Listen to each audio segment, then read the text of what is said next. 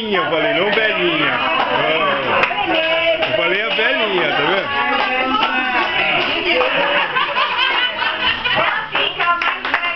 Não, isso aí não. Olha, eu acabei de perguntar, cadê a velhinha? Os caras já estão beijando e estão chamando de velhinha. Pô, é sacanagem isso aí, pô. Meu sobrinho falou assim, vamos apagar a velhinha. Apagar a velhinha. Olha aí. Deixa eu ver aqui, um momento tão sublime, hein?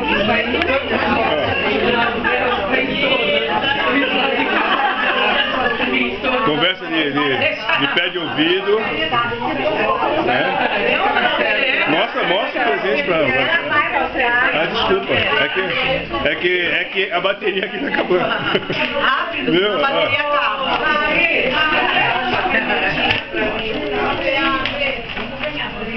Olá, nossa!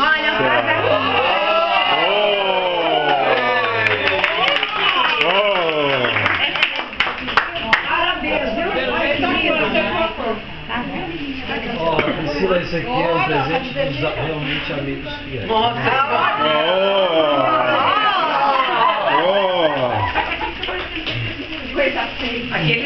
Esse é só seu. Ah, amigos fiéis. Ah, você não pediu pra colocar meu nome? Você tá querendo dizer o quê? Tá querendo dizer o quê com isso? É? Teu nome não tá ali. Quer dizer que você não deixou colocar só os amigos infiéis? Fiéis. Ah, bom, fiéis. Tá bom, então tá legal. Aqueles amigos que não falam quando ela não tá na sala. Ah, não sou eu, não é meu caso. Eu já falo logo na frente quando não gosto. Por isso que eu sou perseguido.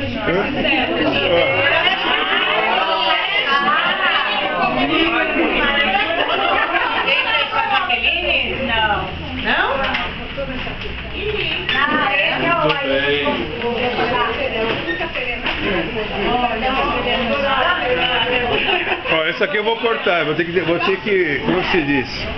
Ó, de novo.